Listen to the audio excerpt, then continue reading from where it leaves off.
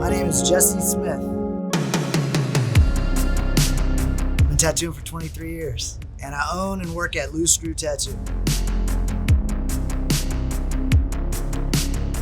So I started tattooing back in 1998. I was actually in the military at the time, and I was drawing caricatures at Busch Gardens. And in doing so, I hung out with a bunch of artists and eventually stumbled across this guy named Carlos who was tattooing out of his house, and he had a little ghetto gun, and I would just hang out with him and draw tattoo designs, and he would tattoo some of them and we'd draw together. And eventually he asked me if I wanted to do a tattoo, and I was like, sure. So he taught me how to make a ghetto gun. A ghetto gun is basically a toothbrush with a ballpoint pen. Had a little sewing needle that I would glue into the tip of it, and a little Walkman motor, and I just plug it into the wall and just start running lines. The first machine I built would take 7 passes to make one clean line, so it'd take me about probably 7 times longer than it should have. And then I tattooed a guy. I was only going to do one, and people started lining up at the front door. Not so much because the tattoo was good, more because it was free.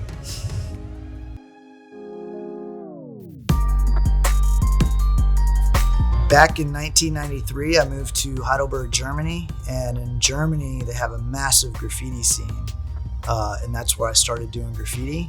And there was a lot of characters in graffiti, and when I fell into the tattoo world, they had a style, it was called New School. Basically just fell right into it. It was the style that I had been drawing my entire life, and so I just decided to tattoo in that same style.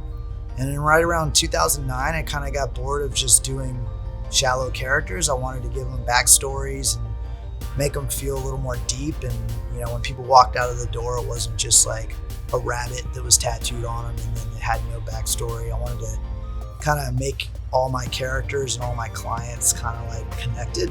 So I created this fictitious continent called Carcaeus. It's located off the west coast of the Galapagos Islands.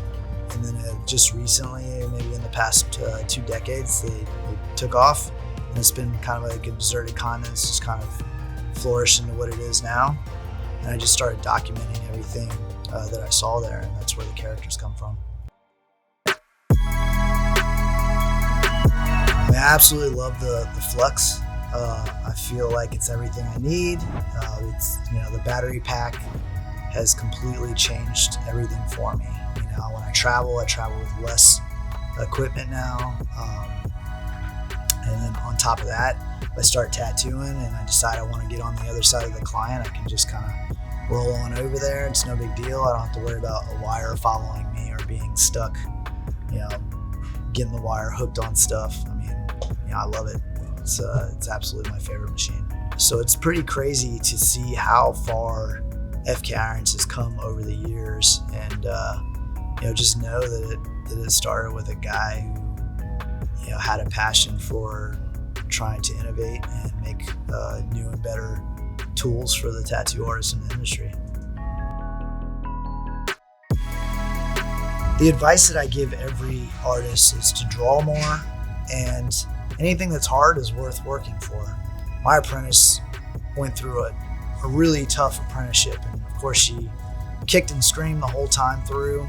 But I told her the whole time I was apprenticing her, I said, look, this is what's going to make your apprenticeship valuable. I was like, if it was easy, you wouldn't appreciate it. Trust your mentor, and you'll realize later on down the road, you'll look back and you'll see that there was a lot of great advice that person gave you, because the way it works out is typically a mentor has way more experience than the apprentice, so they're going to know more than you, regardless of how much respect you have for them.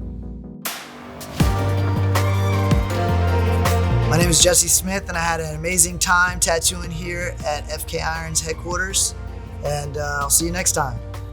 Is that good? Cool. Yeah? Easy.